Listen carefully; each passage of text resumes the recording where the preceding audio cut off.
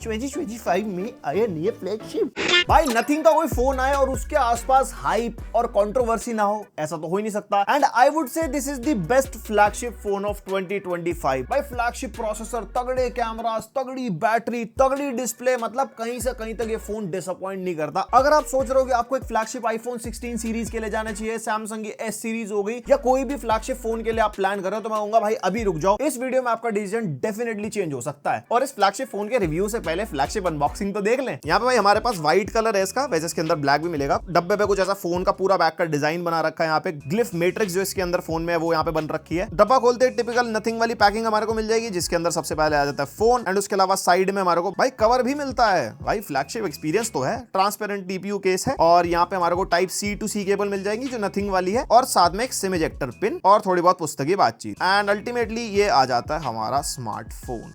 क्या बात है। एंड जैसे कि भाई मैं बार बार फ्लैगशिप वर्ड यूज कर रहा हूँ, ये फ्लैगशिप फोन है तो बॉक्स में चार्जर नहीं मिलेगा, क्योंकि फ्लैगशिप फोन्स के साथ चार्जर आते नहीं है। अब आप आईफोन देख लो, सैमसंग के फोन देख लो, जितने महंगे फोन है चार्जर नहीं, अब शगुन माना जाता है। गजब बेइज्जती है। और जैसे कि फ्लैगशिप फोन है, इसके अंदर हमारे को दो वेरिएंट्स मिलेंगे, एक 12GB 256GB 79999 एंड एक 16GB रैम 512GB स्टोरेज के साथ 89999। जिस हिसाब से फोन की ऑफरिंग है, स्पेक्स है, परफॉर्मेंस है भाई, तो प्राइसिंग भाई एकदम वैल्यू फॉर मनी वाला हिसाब किताब है। तो सबसे पहले डिजाइन, भाई नथिंग का फोन है, डिजाइन तो यहाँ पे भाई आउटस्टैंडिंग। इनके नथिंग फोन 1 से आप उठा लो, मेरे को नथिंग फोन 1 और 2 का तो फिर भी इतना पसंद नहीं आता, लेकिन नथिंग फोन 3 का क्या डिजाइन है भाई, क्या सिमेट्रिकल है, क्या अलाइंड डिजाइन है। कैमरा की प्लेसमेंट देखो आप, उसके अलावा पूरी बैक वगैरह होगी। और पहले जो ग्लिफ लाइटिंग थी ना, वो हटा के इन्होंने ग्लिफ मैट्रिक्स डिस्प्ले लगा दी है। राइट साइड कॉर्नर में ऊपर कुछ इस तरीके की डिस्प्ले है, जिसके ऊपर अलग अलग हमारे को गेम्स मिलते हैं, टाइम देख सकते हो, बैटरी परसेंटेज, बहुत सारी चीजें। और वही हमारे को मेटल फ्रेम मिल जाएगा, एंटीना बैंड्स वगैरह है, जिसके ऊपर राइट साइड में पावर बटन, नीचे एक एसेंशियल की जो इनके नथिंग फोन 3A प्रो में भी थी,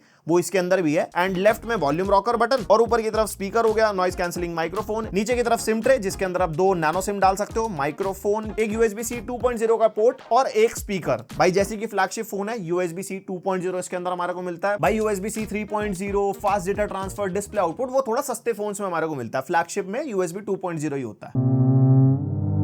एंड फोन का साइज 6.67 इंचेस का है, और जो इन हैंड फील भी है ना फोन की, वो भाई इन्होंने बिल्कुल कंसिस्टेंट रखी है। इनका 30,000 रुपीज का नथिंग फोन 1 पकड़ो, या इनका 80,000 रुपीज का नथिंग फोन 3 पकड़ो, बिल्कुल सेम फीलिंग आपको मिलेगी, एकदम फ्लैगशिप वाली। एंड जैसे सस्ते फोन्स में IR सेंसर वगैरह मिलते हैं ना, वो फ्लैगशिप फोन्स में नहीं मिलते। आप सैमसंग के एस सीरीज ले लो, एप्पल के फोन्स ले लो, IR सेंसर आपको किसी फोन में नहीं मिलेंगे, तो वो इस फोन के अंदर भी नहीं है। और ये फोन IP68 रेटेड है, तो पानी वानी में भीग भी जाए तो ऐसी टेंशन वाली कोई बात नहीं है। वैसे IP69 रेटिंग भी हमारे को काफी फोन्स में मिल जाती है, बट ये फ्लैगशिप है तो इसके अंदर नहीं मिलेगी। अब भाई आप एक नथिंग का फ्लैगशिप फोन ले रहे हो, तो उसके अंदर आपको यूजफुल चीजें मिलनी चाहिए ना, जैसे इसके ग्लिफ मैट्रिक्स डिस्प्ले है। भाई मेरे को तो बहुत यूजफुल लगी, मैं तो फ्रंट स्क्रीन से ज्यादा इसकी ग्लिफ मैट्रिक्स वाली डिस्प्ले यूज कर रहा था। भाई इसके ऊपर छोटे मोटे गेम्स हैं, जैसे रॉक पेपर सीजर हो गया, स्पिन द बॉटल हो गया, और यहाँ पे काफी सारी चीजें जो इसकी सेटिंग्स में जाके आप ग्लिफ इंटरफेस में कस्टमाइज कर सकते हो, जैसे ब्राइटनेस कम ज्यादा हो गई। ग्लिफ टॉयज, भाई आपको बहुत मैच्योर होना पड़ेगा ताकि आप ग्लिफ टॉयज यूज कर सको, वरना बाकी प्रैक्टिकल चीजें तो बच्चों के लिए होती है ना, आपको टॉयज यूज करने हैं। और यहाँ पे डिफरेंट टॉयज हैं, एंड जैसे यहाँ पे रिंगटोन्स वगैरह होगी, डिफरेंट रिंगटोन्स के हिसाब से पीछे डिजाइन वगैरह आता है, जो कि मेरे को काफी यूजफुल लगा। फ्लिप टू ग्लिफ भी मिलता है इसके अंदर। Volume indicator is also there, आप वॉल्यूम कम ज्यादा करोगे तो यहाँ पे हमारी जो मैट्रिक्स डिस्प्ले वो कम ज्यादा होती है। जो सारे ग्लिफ इंटरफेस के फीचर्स इनके पुराने नथिंग फोन्स में थे, वो सारे इसके अंदर भी हमारे को मिलते हैं,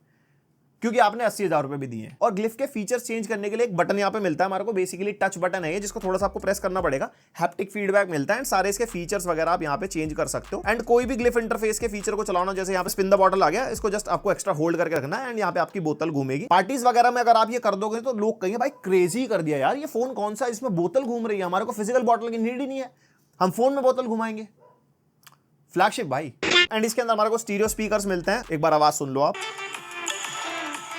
स्पीकर ठीक ठाक लाउड है, स्टीरियो सेपरेशन वगैरह है, 2 स्पीकर हैं, ऑब्वियसली नीचे वाला ज्यादा लाउड है, ऊपर वाला थोड़ा सा कम लाउड फील होता है, बट हाँ स्पीकर से आप डिसअपॉइंट नहीं होने वाले। एंड यस, कोई भी डॉल्बी एटमॉस वगैरह का सपोर्ट नहीं है, क्योंकि वो बजट फोन्स में आता है, ये फ्लैगशिप है, तो यहाँ पे कोई भी ऑडियो सर्टिफिकेशन वगैरह नहीं है। एक स्पेशल ऑडियो का फीचर मिलता है इसकी सेटिंग्स में जाके, जो बेसिकली वायर्ड हेडफोन्स पे काम करता है। एंड भाई फ्लैगशिप फोन, फ्लैगशिप डिस्प्ले, यहाँ पे हमारे को 6.67 इंचेस की फुल HD प्लस डिस्प्ले मिलती है, और ये फ्लैट डिस्प्ले है। 120 हर्ट्ज का LTPS पैनल है, यानी कि 120 और 60 के बीच में शिफ्ट होती रहेगी, 1 हर्ट्ज तक नहीं जाती है। जाती, 1 हर्ट्ज तक ना बेसिकली LTPO डिस्प्ले जाती है, जो फ्लैगशिप फोन्स में यूजुअली मिलती नहीं है हमारे को। यहाँ पे आपको LTPS ही मिलेगी। और कलर गैमेट हमने टेस्ट किया, that is good, 100% sRGB, 95% P3, बाकी वैल्यूज भी आप देख सकते हो। एंड जो फोन की ऑल टाइम ब्राइटनेस है वो 750 निट्स के आसपास की है, तो इंडोर वगैरह में आप यूज करते हो कोई दिक्कत नहीं है। एंड आउटडोर में ना हाई ब्राइटनेस मोड पे जाता है फोन। ये वाला फोन ना हाई ब्राइटनेस मोड पे जा ही नहीं रहा, मतलब जितनी ब्राइटनेस इंडोर है, जैसे हम आउटडोर लेके जाते हैं या फिर हम कोई हार्श लाइट वगैरह अगर स्क्रीन पे ही मारते हैं ना आउटडोर कंडीशन क्रिएट करने के लिए, तो फोन की ब्राइटनेस थोड़ी सी पुश होती है, लेकिन अभी इसके अंदर पुश नहीं हो रही है क्योंकि फ्लैगशिप फोन हो सकता है अपडेट्स वगैरह के थ्रू फिक्स हो जाए। तो आउटडोर की परफॉर्मेंस अभी तो ठीक ठीक ही है। वैसे ब्रांड ने मेंशन किया 4500 निट्स की पीक ब्राइटनेस, बट आपको पता होगा पूरी डिस्प्ले पीक पे नहीं जाती किसी भी फोन की। कोई HDR कंटेंट में थोड़ी बहुत एक छोटी सी विंडो कहीं पे पीक चलेगी तो वो ये रिकॉर्ड करके मार्केट करते हैं। और फ्रंट में गोरिल्ला ग्लास 7i की प्रोटेक्शन है, बैक में गोरिल्ला ग्लास विक्टस की प्रोटेक्शन है, तो अगर फोन वोन गिरेगा तो ऐसे कोई दिक्कत ज्यादा आएगी नहीं। बाकी फिजिक्स पे डिपेंड करता है कैसे गिरेगा कैसे नहीं गिरेगा, टूट सकता है भाई, बचा के रखना।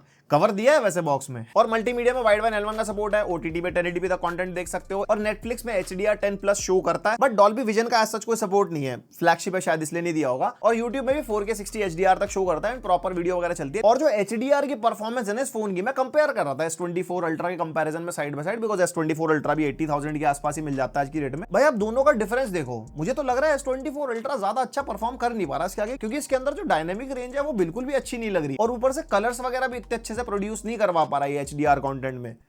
तो फ्लैगशिप है शायद तभी ऐसी परफॉर्मेंस दे रहा होगा, और हो सकता है थोड़ी परफॉर्मेंस ठीक हो जाए अपडेट वगैरह के थ्रू। और भाई फोन फ्लैगशिप बनता है अपने फ्लैगशिप चिपसेट की वजह से। इसके अंदर मिलता है हमारे को flagship Snapdragon 8S Gen 4। 8 Elite वगैरह ना सस्ते फोन में मिलता है, जैसे OnePlus का 13S है 50-55,000 का है, उसमें 8 Elite है। लेकिन नहीं, अगर आप एक फ्लैगशिप फोन के लिए पे कर रहे हो तो 8S Gen 4 आपको मिलेगा, और साथ में LPDDR5X रैम, UFS 4.0 स्टोरेज, और स्टोरेज की रीड एंड राइट स्पीड भी आप अपने सामने देख सकते हो अच्छी खासी है। और कनेक्टिविटी में latest Wi-Fi 7 and Bluetooth version 6.0, NFC का भी सपोर्ट हमारे को इसके अंदर मिलता है, और साथ में eSIM का भी सपोर्ट है, लेकिन चलेगा डुअल सिम में, चाहे फिजिकल eSIM कर लो या दोनों फिजिकल कर लो। और 5G connectivity is good, 19 5G के बैंड्स हमारे को इसके अंदर मिलता है। और जैसे कि फ्लैगशिप फोन है तो ऑप्टिकल फिंगरप्रिंट स्कैनर मिलता है, हाइपरसोनिक वगैरह आपको नहीं मिलेगा, लेकिन वैसे फिंगरप्रिंट स्कैनर चलने में फास्ट है, मतलब जैसे फिंगर वगैरह अगर आप जैसे लगाते हैं तो तुरंत अनलॉक वगैरह हो जाता है। हाइपरसोनिक थोड़ा ज्यादा फास्ट अनलॉक होता है, लेकिन वो फ्लैगशिप फोन में नहीं डालते। और सेंसर ऐप में टोटल 31 सेंसर शो कर रहा था, एंड मेजरली गेमिंग के लिए जायरो वगैरह जो लोग यूज करते हैं, जायरो इसके अंदर मिलता है जो कि अच्छा काम करता है। और उसके बाद परफॉर्मेंस, सबसे पहले बेंचमार्क्स, अंतुतु बेंचमार्क में 1.9 मिलियन के आसपास स्कोर। उसके बाद Geekbench 6 का CPU स्कोर, जिसमें मल्टी कोर सिंगल कोर के नंबर आप देख सकते हो। फिर Geekbench 6 का OpenCL हो गया, एंड Geekbench का AI वाला बेंचमार्क भी हमने निकाला। और अदर वीडियोस के कंपैरिजन में कुछ बेंचमार्क्स मिसिंग लग रहे होंगे, क्योंकि कुछ बेंचमार्क्स इसके अंदर चले ही नहीं। तो जैसा स्नैपड्रैगन 8S Gen 4 को परफॉर्म करना चाहिए वैसा ही है। और साथ में CPU थ्रॉटलिंग भी हमने टेस्ट करी, 15 मिनट्स का टेस्ट रन किया पहले, 88% की मैक्स परफॉर्मेंस निकल गया, हरा भरा ग्राफ था हमारा। लेकिन जब फिर 30 मिनट्स किया तो उसके बाद थोड़ा सा ना येलो साइड चला गया था, 74% की परफॉर्मेंस निकल गया। बट ये ठीक है, क्योंकि 8S Gen 4 जिन फोन्स के अंदर था ये थोड़ा सा ज्यादा हीट हो जाता है। अगर फोन ऐसा ग्राफ भी मेंटेन करवा पा रहा है तो सही चीज है। और 80,000 का फोन अगर आप ले रहे हो तो normal day to day task करने में ऐसी कोई दिक्कत नहीं है। मल्टीपल एप्स खोलो साइड बाय साइड, यहाँ पे ऐप की ओपनिंग क्लोजिंग एकदम स्मूथ रहती है, जो एनिमेशन वगैरह वो एकदम बढ़िया है। मेनली परफॉर्मेंस आती है गेमिंग की, जिसके अंदर हमने सबसे पहले BGMI टेस्ट किया। लो पे अल्ट्रा एक्सट्रीम सेटिंग्स हमारे को मिल रही थी इसके अंदर, यानी कि 120 FPS पे आप BGMI बढ़िया खेल सकते हो। वही है 115-120 के बीच में शिफ्ट होता रहता है, बट यहाँ कह सकते हैं स्मूथ बढ़िया BGMI की परफॉर्मेंस मिलती है इस फोन में। उसके बाद COD मोबाइल बैटल रॉयल में लो पे अल्ट्रा हमारे को मिलता है फ्रेम रेट, जिसके अंदर 90 FPS पे आप आराम से अपना COD मोबाइल खेल सकते हो। तो यहाँ पे COD मोबाइल खेलने में भी इस फोन में कोई दिक्कत नहीं होगी। उसके बाद Genshin impact high by default इसके अंदर हमारा शो कर रहा था, जिसमें FPS हमने 60 कर दिए थे, एंड हाई सेटिंग्स पे स्टेबल 60 FPS ये दे पा रहा था, वही 58-60 थोड़ा बहुत ऊपर नीचे 1-2 FPS चलता रहता है। और मैंने कहा जब स्टेबल 60 FPS आ रहे तो हाईएस्ट सेटिंग पे भी टेस्ट कर लेते हैं। हाईएस्ट पे भी स्टेबल बढ़िया 60 FPS दे गया था, कॉम्बैट वगैरह में हम ट्राई कर रहे थे, वो 1-2 FPS ऊपर नीचे होते रहते हैं। उसके बाद विदरिंग वेव्स, जिसके अंदर हमने बैलेंस्ड सेटिंग्स रखी, 60 FPS फ्रेम रेट हमने सेट कर दिया था, एंड बढ़िया कॉम्बैट वगैरह में भी स्टेबल 60 FPS ये मेंटेन करवा पा रहा था। और जब बैलेंस पे 60 आ गए थे तो मैंने कहा चल इस पे भी IST करके देख लेते हैं। FPS हमने भी 60 कर दिए थे। इसके अंदर हमारे को काफी ड्रॉप वगैरह मिले, लाइक 45, 50, 58-60 तो चल रहा था, लेकिन जैसे कॉम्बैट में ज्यादा टेक्सचर्स वगैरह लोड होते हैं तो 40-45 तक भी आ जा रहा था। और लगभग 1-1.5 घंटा गेमिंग करने के बाद जो स्क्रीन साइड से टेम्परेचर है वो अप्रोक्सीमेटली 40 डिग्रीज तक हो गए थे, यानी कि फोन हाथ में वार्म फील हो रहा था। और बैक से भी जो हमारे टेम्परेचर्स हैं वो भी 37-38 डिग्रीज तक चले गए थे, एंड जो उसका फ्रेम है वो भी हमारा अप्रोक्सीमेटली 35-36 डिग्रीज तक जा चुका था। तो लंबे गेमिंग सेशन के बाद आपको फोन हाथ में वार्म फील हो सकता है। उसके बाद ऑपरेटिंग सिस्टम और यूजर इंटरफेस। यहाँ पे 5 इयर्स के एंड्रॉइड अपडेट्स आपको मिलेंगे एंड 7 इयर्स के सिक्योरिटी अपडेट्स। तो यहाँ पे हमारे को फ्लैगशिप नंबर मिलता है एंड इसके अंदर out of the box Android 15 with nothing OS 3.5 हमारे को मिलता है। वैसे नथिंग ओएस 4 और एंड्रॉइड 16 जल्द ही आने वाले हैं। उसके बाद इस फ्लैगशिप फोन का 1 ईयर का मेजर अपडेट कट जाएगा या फिर जो 5 इयर्स के जो अपडेट्स है वो 5 इयर्स ही रहेंगे 16 के बाद भी, ये भी पता नहीं है, बिकॉज जिस टाइम पे इन्होंने फोन लॉन्च किया मेरे हिसाब से 16 out of the box he considerable होना चाहिए। और ओएस के बारे में ज्यादा डिटेल में बात करके फायदा नहीं है, because nothing phone 3A and 3A pro के अंदर हमने ओएस यूआई बहुत डिटेल में कवर करा था, तो एक बार आप वो वाली वीडियो देख लेना। थोड़ा सा ऊपर से कवर कर देता हूं, जैसे कोई भी ब्लोटवेयर्स वगैरह नहीं आते। फोन जब आप पहली बार ऑन करोगे तो कुछ ये वाली एप्लीकेशंस हमारे को मिलती है, यानी कि एकदम क्लीन यूआई मिलता है हमारे को। और मेजरली एक चीज मेरे को फील हुई, सोशल मीडिया ऑप्टिमाइजेशन, जैसे इंस्टाग्राम हो गया, स्नैपचैट वगैरह हो गया, वहां पे आप कैमरा शिफ्ट नहीं कर सकते, आपका जो प्राइमरी सेंसर है वही चलता है। जैसे जो 1x वाला सेंसर है उसको zoom in zoom out digitally आप कर सकते हो, ना ही अल्ट्रा वाइड यूज होता है और ना ही 3x टेलीफोटो यूज होता है, तो वो अपडेट के थ्रू फिक्स होना चाहिए, बिकॉज फ्लैगशिप फोन है। और गूगल डायलर मिलता है इसके अंदर, तो कॉल रिकॉर्डिंग की नोटिफिकेशन जाती है सामने वाले को। बाकी तो नथिंग वाले टचेस जो हैं अपने, इसके जो फॉन्ट वाले टचेस हैं और जो पूरा यूआई है वो सेम टू सेम सारे नथिंग फोन जैसा ही है। और एसेंशियल स्पेस जिसकी एक्स्ट्रा की इन्होंने दे रखी है, एसेंशियल की, इसको अगर आप सिंगल टैप करते हो तो कहीं भी आप नोट ऐड कर सकते हो, बेसिकली एक स्क्रीनशॉट ऐड हो जाता है और उस टाइम पे स्क्रीन पे जो जो चीजें होंगी उसको समराइज वगैरह कर देता है। उसके अलावा अगर आप होल्ड करके रखोगे तो आपका वॉइस नोट लेना स्टार्ट कर देता है कि किस बारे में आप बात कर रहे हो, उसको समराइज कर देगा, उसके पॉइंटर्स वगैरह हो गए। और मेरी एक एक्सपेक्टेशन थी कि भाई ये वॉइस रिकॉर्डिंग थोड़ी सी और इंप्रूव हो जाएगा, दो बंदे आपस में बात कर रहे हैं तो स्पीकर 1 स्पीकर 2 करके आइडेंटिफाई करें, लेकिन नहीं, अभी भी ये कुछ ऐसा आइडेंटिफाई नहीं करता। और हमने टेस्ट भी करके देखा था आपस में बात करके, तो दोनों की बातों को एक ही समरी बना के डाल दी थी इसने। ऑब्वियसली समरी समझ में आ तो जाती है, लेकिन अगर आप किसी ऑफिस एनवायरनमेंट में हो, कोई मीटिंग चल रही है, कोई इवेंट के अंदर हो और आपको रिकॉर्ड करना है और आसपास बहुत सारी आवाजें हैं, तो इसको कैसे पता लगेगा? तो ये चीज फ्लैगशिप के हिसाब से सही होनी चाहिए। और इसके एसेंशियल स्पेस में एआई एनालिसिस के मिनट्स मेंशन्ड है, 300 मिनट्स मिलते हैं हमारे को दिन के। अब वो अगले दिन रीसेट हो जाते हैं, तो एक दिन में आप 300 मिनट्स का ही डेटा प्रोसेस कर पाओगे। अब हो सकता है इसकी लिमिट कभी फ्यूचर में बढ़ाएंगे जब लोग ज्यादा यूज करेंगे, या हो सकता है पेड भी कर दें। और फ्लिप एसेंशियल रिकॉर्डर भी हमारे को इसके अंदर मिलता है। अगर आपका फोन उल्टा पड़ा है, एसेंशियल की को जस्ट आपको होल्ड करके रखना है। यहाँ पे कुछ इस तरीके से इसकी स्क्रीन पे हमारी रिकॉर्डिंग चालू हो जाती है कि आप देख पाओगे हाँ रिकॉर्डिंग चालू है, और जो भी नोट टेकिंग है आपने कुछ दिमाग में रखना है, कुछ है अपना, इसको बोल दो, सब कुछ समझ गया ना, एसेंशियल स्पेस। और इसके अंदर हम बोल के रिमाइंडर वगैरह भी सेट कर सकते हैं, लेकिन वो सिस्टम में नहीं लगता रिमाइंडर, इसी की ऐप के अंदर लगता है और हमारे को एक नॉर्मल नोटिफिकेशन आती है उस चीज की। उसके अलावा इस एसेंशियल की के और यूसेज भी हो सकते थे, जैसे डबल टैप पे कोई फीचर सेट कर दिया, ट्रिपल टैप पे कोई फीचर हो गया, या फिर कैमरा ऐप में आप यूज कर लो, तो वो वाली चीजें अभी भी मिसिंग है। प्रॉबेबली फ्यूचर में इसको यूज करें ना करें वो फ्लैगशिप वालों को ही पता। और एसेंशियल इंटेलिजेंस की एक्स्ट्रा सेटिंग जैसे हमारे को मिलती है ना, जैसे चैट जीपीटी इंटरेक्शन है, कुछ नहीं, यहाँ पे कोई भी टेक्स्ट कॉपी करते हो, स्क्रीनशॉट लेते हो, तो उसके ऊपर एक आई का बटन मिलता है और वो दबाते ही चैट जीपीटी की ऐप खुल जाती है, जिसके अंदर आप वही अपने चैट जीपीटी से बातें कर सकते हो। सिमिलरली होम स्क्रीन पे चैट जीपीटी का एक विजेट है, बस इसको टैप करोगे तो चैट जीपीटी की ऐप खुल जाएगी। Nothing extraordinary as you can expect from a flagship. और जैसे कि फ्लैगशिप फोन है तो कोई भी एआई के फीचर्स हमारे को इसके अंदर नहीं मिलते, जैसे सैमसंग के फोन्स में, गैलेक्सी एआई में इतने सारे फीचर्स मिलते हैं, इसमें एक भी ऐसा एआई वाला फीचर नहीं है जो आपकी लाइफ को थोड़ा इजी बना दे। जैसे कीबोर्ड में एआई होना चाहिए, या नोट्स में एआई हो गया, या कॉल में लाइव ट्रांसलेशन वगैरह, कुछ नहीं, कुछ नहीं यार। फ्लैगशिप फोन में ऐसी उम्मीदें नहीं करते, क्योंकि फ्लैगशिप यूजर ये सारी चीजें यूज ही नहीं करते, ऐसा काल पे भाई साहब को लगता है। और भाई 65 वॉट की चार्जिंग हमारे को इसके अंदर मिलती है एंड साथ में तगड़ा बैटरी साइज 5500 mAh। ये 7500 mAh, 7000 mAh या इवन 6000 mAh ये सस्ते फोन में मिलता है। अगर एक फोन फ्लैगशिप है तो उसके अंदर 5500 mAh की बैटरी होगी या उससे थोड़ी कम। और 0 से 50% तक होने में 20 मिनट्स लगते हैं, 100% तक होने में अप्रॉक्सीमेटली 1 आवर लगता है इसको चार्ज होने में। एंड बैटरी बैकअप वही 7 to 8 आवर्स का SOT वाला हमारे को मिलता है, जिसके अंदर आप basic task, multitasking, side by side social media, Instagram reel वगैरह चल रही है, बाकी गेम वगैरह खेलोगे तो थोड़ा बहुत बैटरी बैकअप ऊपर नीचे हो सकता है। और ये फोन 15 वॉट की वायरलेस चार्जिंग को सपोर्ट करता है एंड यस 5 वॉट की रिवर्स वायरलेस चार्जिंग भी। तो कुछ आइटम वगैरह आपको चार्ज करनी है उस पे फोन रख के, या TWS वगैरह। और यहाँ पे हमारे को ट्रिपल कैमरा सेटअप मिलता है, सारे 50-50 मेगापिक्सल के हैं, 50 मेगापिक्सल प्राइमरी। उसके बाद जो हमारा पेरिस्कोप सेंसर है दैट इज JN5, और जो इसका सेंसर साइज है ना 1/2.75 इंचेस है, जो कि इन्हीं के नथिंग 3A प्रो से छोटा सेंसर है। ये फ्लैगशिप पैसे ले रहे हैं ना, इसलिए चीजें छोटी लगाई है। और जो इनका अल्ट्रा वाइड सेंसर है दैट इज JN1, जो इन्होंने नथिंग फोन 1 में यूज किया था। जनरेशन भली बदलेगी, stick to the course flagship. और जो फ्रंट कैमरा सेंसर है वो भी हमारे को 50 मेगापिक्सल का ही मिलता है, और फ्रंट और बैक दोनों से हम 4K 60 में वीडियो रिकॉर्ड कर सकते हैं। और ये है बैक कैमरा का सैंपल, 4K 60 FPS पे रिकॉर्ड कर रहे हैं, और वॉकिंग शॉट है तो आपको स्टेबलाइजेशन का आइडिया हो जाएगा। एंड कुछ ऐसे, अरे थोड़ा दूर जाना कुछ ऐसी क्वालिटी है माइक की, स्टूडियो की, बताओ कमेंट करके कैसी लगी, एकदम फ्लैगशिप वाली। और हाँ, बैक में हमारे को इसमें एक लाइट मिलती है जो फ्लैश करती है जब भी हम वीडियो को रिकॉर्ड कर रहे होते हैं। और फ्रंट कैमरा से कुछ ऐसी क्वालिटी मिल जाएगी अगर व्लॉगिंग वगैरह करनी हो। ये भी 4K 60 FPS है, वॉकिंग शॉट है, स्टेबलाइजेशन है, जो भी है तुम्हें सबको आना है, लो बोल लो कुछ।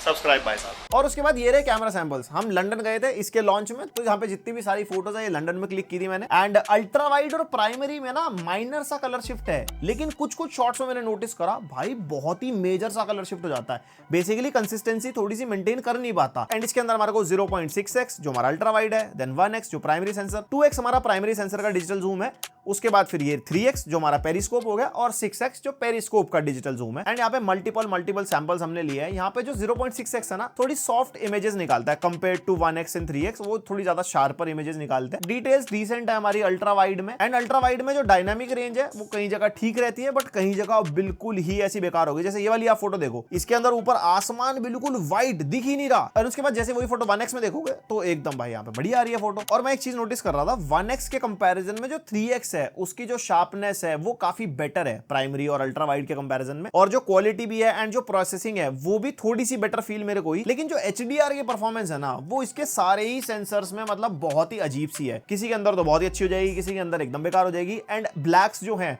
वो डिटेल कैप्चर नहीं कर पाते, जो डार्कर साइड होती है। तो HDR में वहां पे मेरे को सही नहीं लगा कि वो उतना ज्यादा डिटेल्स दे नहीं पाता। पोर्ट्रेट अच्छा है बैक कैमरा का, जैसे एज डिटेक्शन वगैरह आप देखोगे वो बढ़िया रहता है। 3x में पोर्ट्रेट में फोटोज बहुत अच्छी आती हैं। हमने मल्टीपल सैंपल्स लिए हैं, और जो एज डिटेक्शन है कई जगह तो बहुत अच्छा रहता है, कई जगह बहुत माइनर ऑफ होता है, जो कि फोटोज में इतना खास पता लगता नहीं है। और स्किन टोन्स भी काफी इनकंसिस्टेंट मेरे को लगी, मतलब हर सेंसर में अलग अलग स्किन टोन्स ले पा रहा है। मतलब कभी कभी तो सही रिजल्ट देता है, कभी कभी एकदम से रिजल्ट चेंज हो जाते हैं। जैसे आप मेरी फोटो देख लो, ये वाली, यहाँ पे 3x में मेरा चेहरा कैसा आ रहा है, उसके बाद 6x में एक अलग सा ही इफेक्ट सा जनरेट हो गया, कुछ पता नहीं, जैसे AI से फोटो बनवा लियो। और मेजर जगह मैंने देखा है 3x और 6x में भाई डिफरेंस है, जबकि 6x 3x का डिजिटल जूम है, लेकिन 6x की फोटोज में एक अजीब सा आउटर ग्लो, एक ड्रीमी सी फोटो बन जाती है। मतलब ओवरऑल कैमरा बहुत इनकंसिस्टेंट है। फ्यूचर में अपडेट्स वगैरह के थ्रू शायद फिक्स हो जाए। उसके बाद सेल्फी आ गई, सेल्फी में डिटेल्स वगैरह सही कैप्चर कर देता है। एंड जो स्किन टोन्स है थोड़ी वार्म साइड रखता है, और पोर्ट्रेट में एज डिटेक्शन अच्छा है। स्टिल सेल्फी में मेरे को थोड़ा इनकंसिस्टेंट लगा। और 3x पेरिस्कोप को हम एज अ मैक्रो भी यूज कर सकते हैं, और यहाँ पे 3x और 6x के ऑप्शन मिलता है हमारे को, जिसमें हमने डिफरेंट फोटोज ली थी। और रियल लाइफ में मैक्रो इतना ज्यादा लोग यूज करते नहीं है, कभी कभी यूज करने वाली चीज है। और उसके बाद ये रहे लो लाइट के सैंपल। यहाँ पे हमने मल्टीपल सैंपल्स लिए हैं। 0.6x में ठीक ठाक डिटेल्स कैप्चर करता है अगर आप थोड़ा जूम करके देखोगे तो, और 1x हो गया, फिर 2x है। 3x में डिटेल्स अच्छी कैप्चर होती है। सिमिलरली हमने काफी सारे सैंपल लिए, और चीजें बदलती है इस वाले शॉट में। यहाँ पे कलर एकदम लाइट पिंक है, 1x होते ही बिल्कुल डार्क पिंक हो गया, फिर और डार्क हो गया, फिर दोबारा से ब्लू हो गया, जबकि लाइटिंग बिल्कुल कंसिस्टेंट थी रूम में। और उसके बाद जैसे PC वाला शॉट आप देख सकते हो, यहाँ पे जैसे जैसे आप लेंसेज चेंज करोगे कलर्स वगैरह काफी चेंज होते हैं, PC के कलर्स अगर आप कंपेयर करोगे इंटरनली। उसके बाद जैसे मेरी फोटो है यहाँ पे 0.6x, 1x में कलर चेंज, फिर ये हमारा 2x, फिर 3x में और कलर चेंज, और 6x में फिर येलो हो गया, पता नहीं कैसे। और ऐसे करते करते मल्टीपल सैंपल आप देख सकते हो कंसिस्टेंट नहीं है। जैसे यहाँ पे पारस बैठा है, इसके अंदर 0.6, 1, फिर उसके बाद 3 में अलग कलर हो गए, और 6 में तो बिल्कुल ही पीले हो गए। तो लो लाइट में भी performance is like very inconsistent. तो ओवरऑल अगर कैमरा को इंक्लूड करूं, एकदम फ्लैगशिप वाला एक्सपीरियंस है। और ये हो सकता है कैमरास वगैरह ना फ्यूचर में अपडेट्स वगैरह के थ्रू फिक्स हो जाए। तो अब बात कर लेते हैं कंक्लूजन की। भाई 80,000 रुपीज में उन्होंने 12/256 GB वाला लॉन्च किया है। मैं तो कह रहा हूं इस फोन को आप अभी ले लो, क्या फायदा बाद में सेल वेल में सस्ता होगा। एक फ्लैगशिप फोन को फ्लैगशिप प्राइस पे ही लेना चाहिए, तभी सेटिस्फैक्शन मिलती है। बात तो सही है। और 80,000 के आसपास में आज की रेट में OnePlus 13 आपको मिल जाएगा विद स्नैपड्रैगन 8 Elite। वैसे मैंने OnePlus 13 टेस्ट नहीं कर रखा, तो कंपैरिजन वगैरह जल्दी आपको YouTube वगैरह मिल जाएंगे, तो आप डिसाइड कर सकते हो कौन से फ्लैगशिप के लिए आपको जाना है। उसके अलावा Samsung S24 Ultra भी है विद स्नैपड्रैगन 8 Gen 3 और इससे थोड़े बुरे cameras, S Pen, I think उस सबकी जरूरत नहीं है। तो आप S24 Ultra एट 80,000 स्किप करके एक फ्लैगशिप नथिंग फोन 3 चेक कर सकते हो। बाकी आपके क्या थॉट्स हैं इस फ्लैगशिप फोन के बारे में मेरे को कमेंट करके जरूर बताना, और वीडियो पसंद आई तो लाइक मारो, पहली बार आओ सब्सक्राइब, एंड मिलते हैं नेक्स्ट वीडियो। अब तक के लिए बाय। ये मेरा फ्लैगशिप पुराना फ्लैगशिप है, ये मुझे नया फ्लैगशिप दे दो। Thank you. वेलकम।